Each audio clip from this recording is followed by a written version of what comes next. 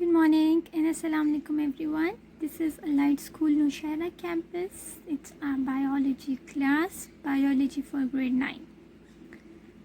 Today's topic is diffusion and facilitated diffusion. It is on page number 83 and 84. Before giving start to our topic, let us first recall that what we learned in our last lessons. We learned about cells. We learned that each organism is made up of cell.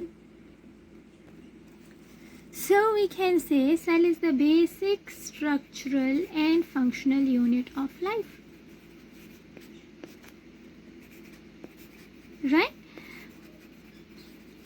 Structural and functional unit of life. This means that life cannot occur without the presence of cell. No matter if the organism is quite smaller, if the organism is bigger, but if it is an organism, it has to be made up of a cell.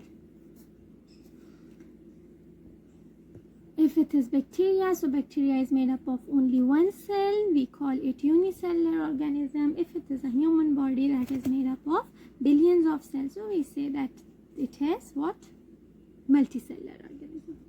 Then we said that cell is made up of many organelles.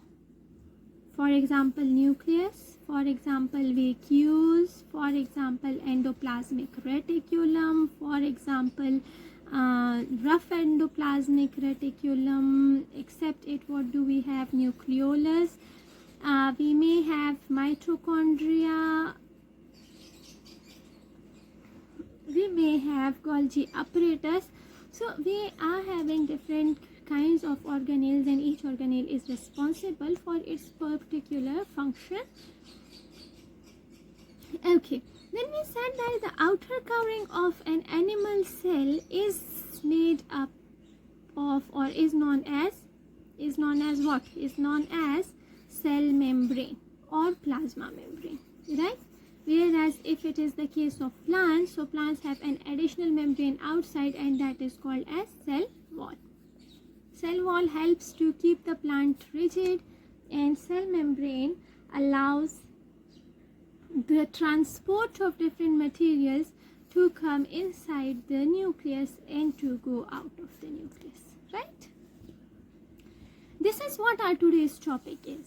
How the transport of material takes place. How do different materials go inside the nucleus, and when there is excess of those materials inside the nucleus, so how will they come out? The waste products. So number one, we got to know that it's cell membrane which is responsible for the transport of materials in and outside of the cell, right? Number two, the question arises that how cell membrane helps the materials to go in and out. For example, the cell needs water, the cell needs salts, the cell needs proteins. Though proteins are inside as well, then the body needs proteins, so these proteins have to be given out. How is all those processes occur with the help of cell membrane? So if you remember, while studying, we have read all these organelles in detail. I gave you notes in your Google Classroom. Please visit them if still you have anything to ask or which is not confirmed. Alright, so if it is cell membrane, what happens that the cell membrane or the structure of cell membrane is porous. Porous means it has tiny holes in it. Cell membrane has tiny particular sized holes in it. Particular sized hole means some holes are smaller, some holes are bigger, right? We say that cell membrane is semi-permeable. Semi-permeable. Semi-permeable means that cell membrane allows some materials to go in while the other materials stay out.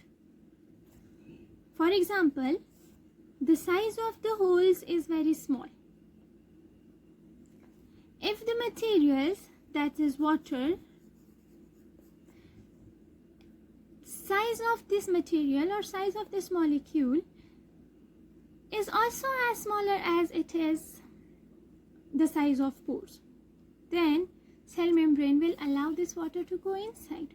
But if there is a molecule, for example any fat, so the size of the fat is quite big, and then this size, the size of the pores is small, so it will not allow these fats to go inside, or it will not let the big materials like organelles of the cell to come out, because they are quite bigger in size as compared to the cells on the to the pores on the cell membrane, right? So what I said that semi-permeable, semi means selective or half. Semi-permeable means it allows the movement of materials selectively. Selectively means it do not allow all the materials to move in or to move out, but some materials which are in accordance to the size of the pores on cell membrane, right? Okay, now there are different ways how the cell membrane allows or how these movements take place. That is, some say that osmosis happens. Osmosis is one of the type of movement of molecules. Some say diffusion happens, right? Except diffusion, we can say filtration happens. We will read all of them in detail, but our today's topic is diffusion and facilitated diffusion. Alright, now what is diffusion? Diffusion. What is diffusion? Before explaining its definition, first of all, let me draw a diagram. Suppose it's a body. This body is having a cell.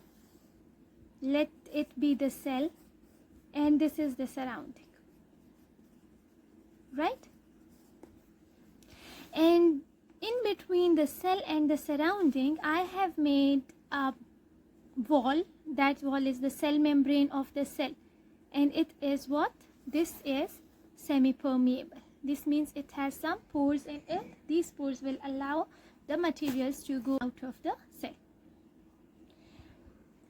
Now the movement of materials, suppose there is more water in the surrounding.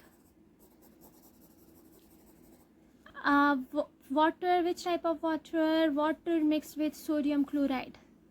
Let it be salt, right? The solution of water, the solution of salt. So this solution of salt it is present over in the surrounding, as well as in small quantities it is present in the cytoplasm of the cell, right? So what happens, that the movement of the solution, will it occur from the surrounding to the cell, or will it occur from the cell to the surrounding? See, once again, we have a larger concentration of the salt solution in the surrounding, whereas our cell also have the salt solution, but that is in small concentration. So what do you think? Will this salt solution come over here, or will this salt solution come to the cell? Yes, the solution where there is more salt concentration, it will move to the other region where there is less concentration, right? So what do we say? We say that the movement of molecules happen from a higher concentration to a region of lower concentration. This is the region of higher concentration of the solution, and this is the region of lower concentration of the solution. So from where the salt molecule will move, from higher to lower or from lower to higher? So it will definitely move from higher to lower, right? Okay. And another thing, what is that? That is that we will need any amount of energy for this process? Not at all, because the concentration of the solution in the surrounding is quite bigger and it directly flows. Let's see, you are having this is a mountain, big mountain, and this is your sea. So will this sea-water takes energy to go up on the mountain, or will this suppose there is glacier or there is snow, will the snow needs more energy to go in the seawater? So obviously the water flowing from up where there is more concentration, it will go down, right? So it is going down to the sea, right? That is what? That is the example of diffusion, higher concentration to lower concentration. It's not higher concentration to lower concentration, it is the region, it's a region higher and lower, right? So where there is more height or where there is more concentration, so it needs no energy to move to downside or to move to a lower concentrated region. I hope you have gotten my point. Okay, so diffusion does not need any energy. It is a random motion. It takes by itself, as our eye blinking of eye takes place as itself. It's a spontaneous process. We do not even know, we do not need our energy to blink our eyes, right? So what is here? Now coming towards the definition of diffusion, we can say diffusion is the movement of molecules from a region of higher concentration to a region of lower concentration without the expenditure or without the use of energy. It's called what? That is diffusion. Alright, now you should know that diffusion is a slow process. Just keep it in mind, diffusion is a slow process. Right? But as the cells are quite smaller in size, so for the sake of cells, diffusion is efficient and it is rapid. What do I want to say? That is, suppose we are having two boys. One boy is 15 years old and the other boy is 4 years old. So this is a smaller boy, it is a bigger boy. So what do you think? Who will finish his meal first? It is he will take 2 to 3 minutes to get filled, whereas the other boy will have 10 minutes to eat properly, right? So the smaller boy or the smaller kids or the smaller objects, they need less time to get what they want to, right? Their dreams are small, their way of thinking is small, their requirements are small. This boy can ask for a toy, whereas this boy will ask for a big Corolla car, right? So whose need can be fulfilled first? fulfilled easily. That is obviously of the Fourier boy. So as diffusion is a slow process, but for the sake of the cell, it doesn't seem to be slow. It is then rapid, right? But in fact, it is a slow process. All right. The other thing that diffusion is, if someone asks you if this is an active transport system or if it is a passive, so you have to say that this is a passive transport system. Passive transport system means it does not require any energy. Okay, so those systems or those transports which do not require any sort of energy, we call them as passive transport, and which do require energy, we call them active transport.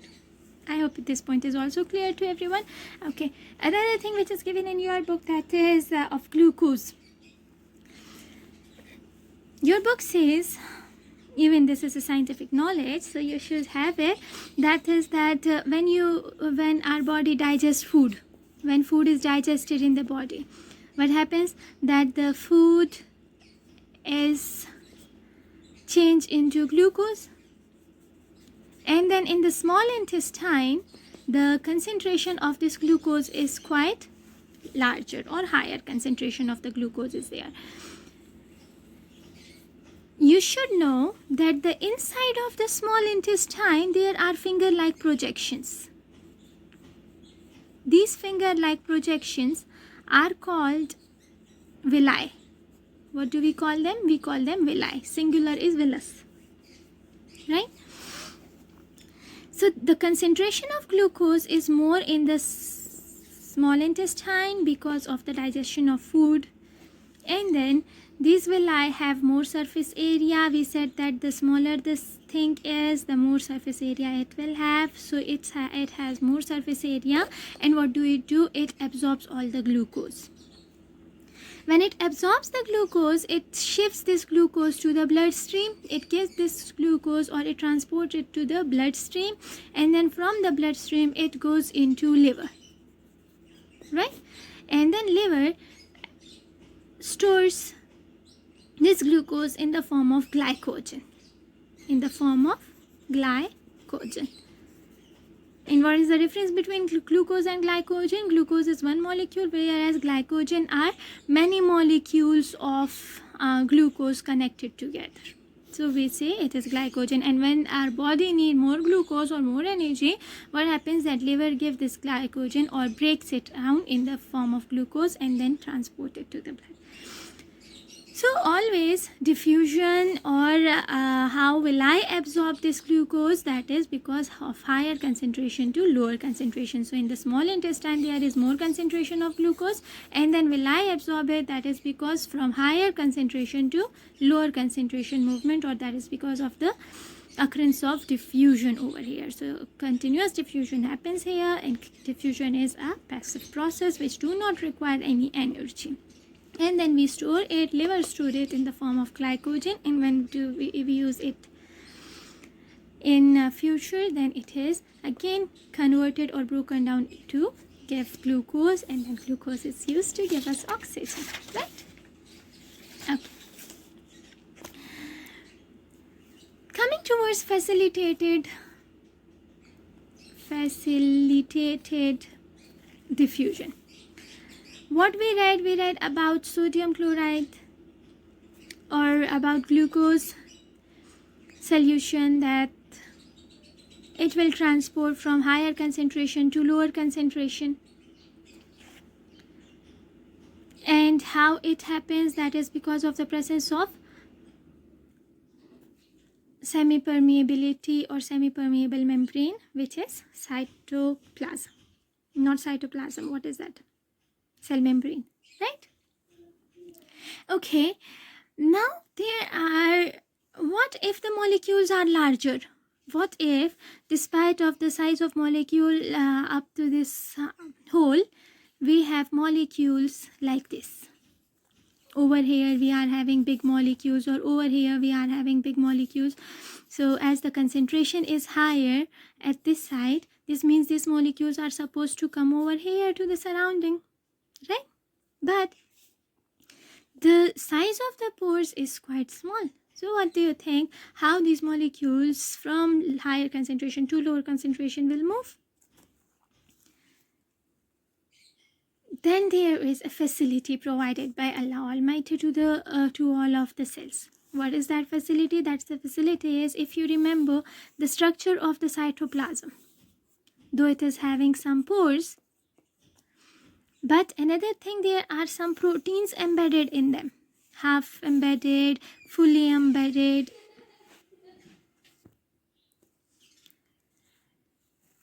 The presence of these proteins provides this facility to move or to carry the higher or the larger particles from the cell to the atmosphere or to the surrounding, or from the surrounding to the cell. Okay, so that is why these proteins are called as transport proteins. Transport proteins, or sometimes as carrier proteins. So carrier proteins help the larger objects, larger materials, larger molecules in the process of diffusion. So what could be the definition of facilitated diffusion? So the definition of facilitated diffusion is the movement of molecules. Let me write it. This is the movement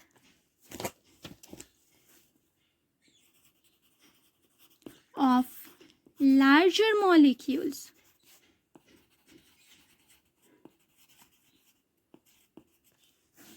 comparatively, you can say comparatively larger molecules in or out of the cell, in or out of the cell, with the help of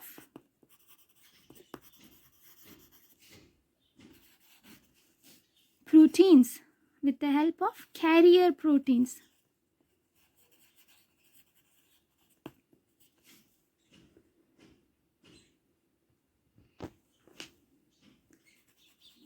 Without the expenditure or without the use of energy. Is called what? Is called facilitated diffusion. Right? I really hope both of the lectures are quite clear to you, everyone. If still there is anything to ask, you may ask please to use Google Classroom or YouTube channel or your WhatsApp group for asking anything. If there is anything hard to understand,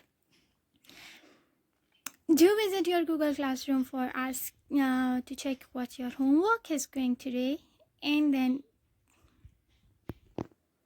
complete your tasks and be prepared for the test. Thank you very much. Have a good day. Bye-bye.